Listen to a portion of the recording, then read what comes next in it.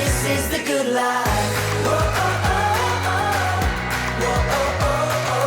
You wanted to discuss what goes into our line of work. So walk us through the whole process. Like a client emails you. Client emails me, I get back to them. There's probably like 4 or 5 emails going back and forth. When they get to the studio for the headshot, I actually ask them what they're trying to project in this headshot, like something fun or something professional or trustworthy or whatever. So we discuss that. And then I take their photo and I do different angles, you know, standing, sitting, to give them a variety. So then they look through maybe about 20 to 30 photos, give them options. And then from there, they will select whichever one represents their brand the best. Right. And then I do the touch-ups, which includes, like, for women especially, like the smoothing of the skin and under eye circles. For men, it could be whatever. If they broke out that morning, I'll fix that. I've worked with you on this before too. You don't just take the photo. You actually have like a conversation with them. We did a shoot together where you did headshots of a whole company. First of all, we got there, we scoped it out for like an hour to figure out what was best for the brand. Like which the overall background. feeling. And the background's important. And granted, you know, Yeah. But We're working on it. But when we're looking around, we're looking at what best represents the brand as a whole. Because if you just get a normal plain background, I mean, I can't tell you the amount of times I've seen businesses with just like a white background. Yes. And it looks like a passport photo. Yes. And if that's what your brand is, that's fine. Yeah.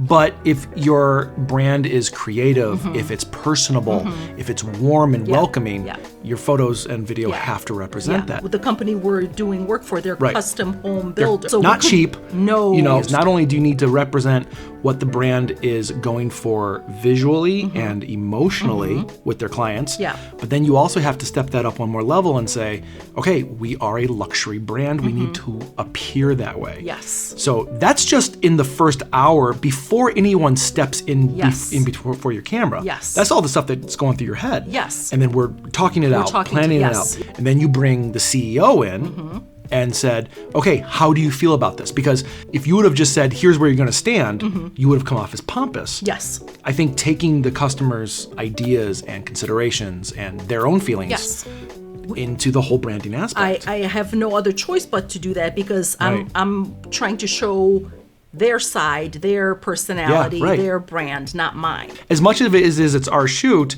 we have to worry and totally consider what the client wants. That's just the very beginning.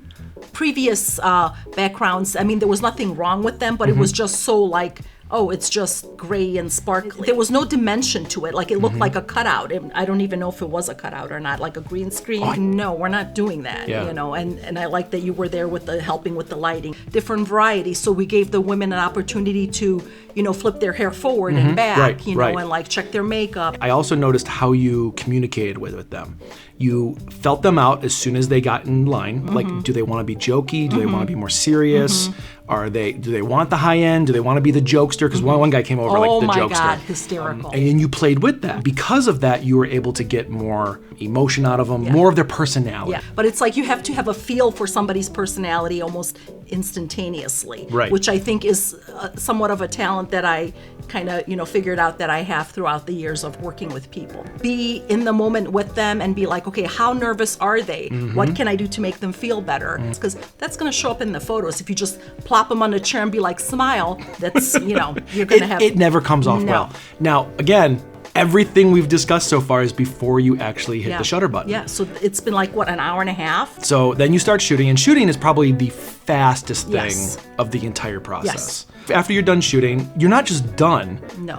You can just leave. You can just be done with the process. Well, I'm done right there that day, but then I have to go home. But I noticed what you did was you hung around a little bit and you talked with them a little bit. You made them feel good about themselves after the shoot. The other thing about that is then you're getting a feel for them afterwards. Because I think anyone who comes in front of the camera who's not really used to being in front of the camera is usually a little nervous. But at the end, reassuring them, if I thought there was a problem, I'm going to reshoot it. Right. And I also gave them an opportunity for a secondary location. So just to make sure that they're comfortable with the first shot that we did, and in case they weren't, here's option B. Bingo. So I want to give them a lot of choices. Dude, like when you go home, you download your images. Okay.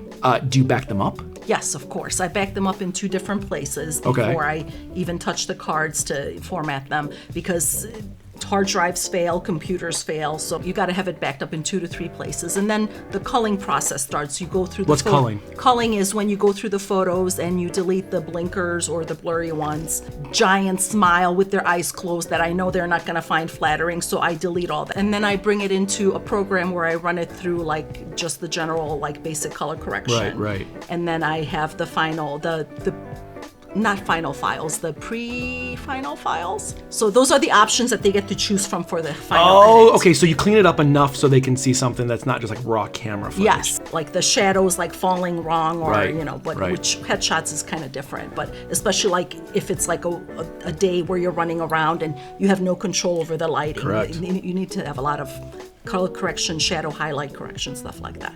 So there you go. It's a lot goes into this, even before you hit the trigger, and a lot goes into it after. Yep. It takes a lot of work to make things look natural.